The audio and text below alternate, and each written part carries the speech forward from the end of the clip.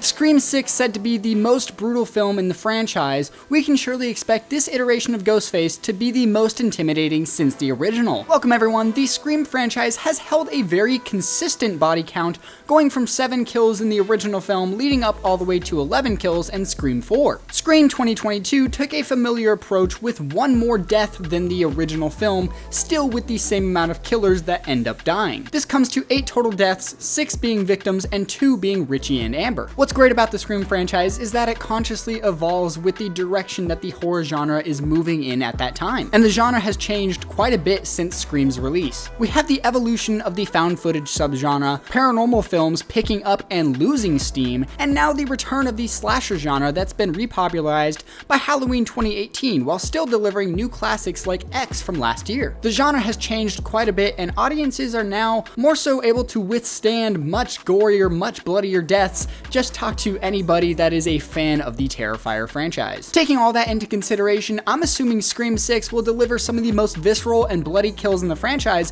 while still ultimately remaining eerie and intimate, but as well as hopefully doubling the body count of the previous film. But yes, I say double that body count for a few reasons. Scream 2022 has a total of 6 victims. If Scream 6 doubles that with 12 victims, this would be 3 kills more than Scream 4, not including the killers. Now here's my point, is I think if the kill count is even remotely close to that of Scream 4, there will be a huge portion of fans that are extremely let down by the body count. But to be in a world where we have Michael Myers killing 34 people in Halloween Kills, I do feel like it would be a letdown / disservice to fans of the Scream franchise to deliver the same amount or less kills than in Scream 4. So with all that being said, we are going to get more death scenes, more kills, but I think these kills will be the most intimate kills since Scream 2 in that car sequence, but also just as flashy as the kills that we've seen from Scream 3, 4, and 5. I'm predicting a ton of mental manipulation from Ghostface,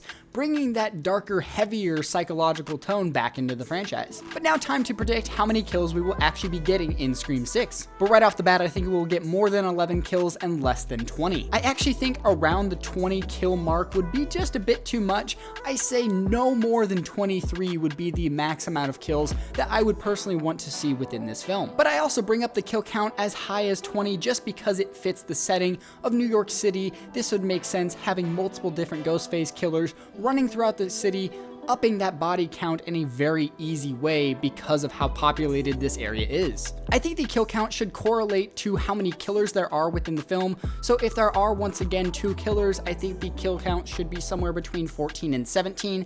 This still does up the kill count quite a bit, while making it believable at the end of the day. You have 2 people that would be running around New York City, so yes, it would be very easy to run across more people, kill more people, but again, I think if you do 2 killers, it needs to be reasonable. You're not gonna see 2 people killing 45 people in this film. I don't wanna see that. That sounds awful to me. But if there are 2 killers, I think 14 to 17 kills would be a good amount, including those killers on that list. But if you wanted to change things up, which I am personally hoping for, I hope and I think we will get 3 killers in this film. But this would allow the body count to rise drastically and the audience would still be happy and find everything mostly believable. But I've said it before, having 3 killers in New York City makes it easy to up the body count. Let's quickly go through the cast list and see actually what this body count might end up being. Let's start with Sam Carpenter, Tara Carpenter, Mindy Meeks, Chad Meeks, the unforgettable Gale Weathers, and we can't forget the biggest casting announcement with this film, with Kirby Reed returning, played by Hayden Panettiere. Moving on to our new cast members, we have Liana Liberato, Devin Nakota, Josh Segarra, Henry Cerny, Samara Weaving,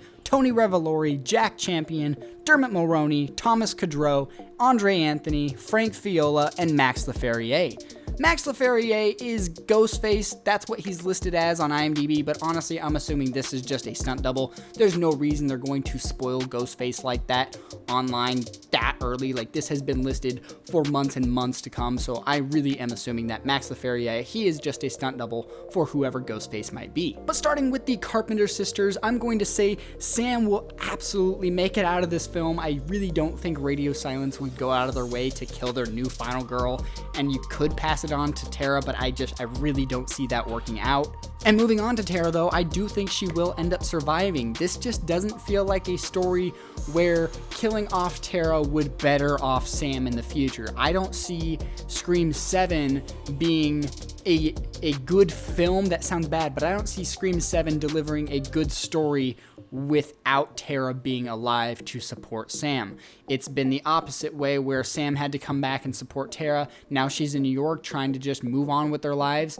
But I really think if you take Tara away from this relationship, Sam is left with nothing, and that is a way that you could take the film, but it's not the route that I want to see this film go. It's not the way that I want to see this trilogy go.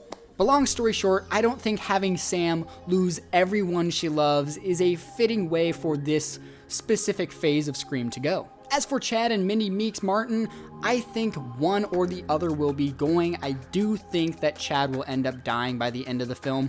Maybe not. It would be kind of a cool twist that maybe Mindy dies and maybe Chad's kind of like that new Randy, even though he wasn't really set up as Randy in Scream 2022, but either way, I think one of the Meeks twins will be biting the bullet. And moving on to Gail, I do think there's a big chance she could die, but I really hope they don't. And I actually want to predict that they're not going to kill her, just because it would start to feel like something like the new Star Wars trilogy, where you're killing off one of the legacy characters each film, and that's not something that I want to see. It seems predictable at this point, and it just doesn't seem fitting for Gail. I also think Kirby could die, but at the end of the day, I don't see a reason to bring back Kirby just to kill her after one film where she's most likely going to be in it for no more than 20 minutes. As for the other 11 cast members, I do think all 11 of them will die. I think Samara Weaving will be the opening kill in the film. That brings our body count up to 12 victims, including one of the Meeks twins, not including the people that we've seen killed in the trailers. So the bodega owner and the guy who confronts Ghostface in the bodega shop at the beginning of that trailer. Those two are not included on this kill count. So assuming that you're going to get probably a few more civilian deaths, I'm assuming you could just up that body count by 7. That brings it to 19, not including those two in the bodega. So maybe I was kind of right, bringing it up to 23 kills. Let me know what you guys think about this. This was a way too long video that did not mean to go on this long, but I appreciate those of you who stuck to the end to watch this. Let me know what you guys think about this Scream 6 kill count theory down in the comments below. I'm Carter. I'll see you later. Peace.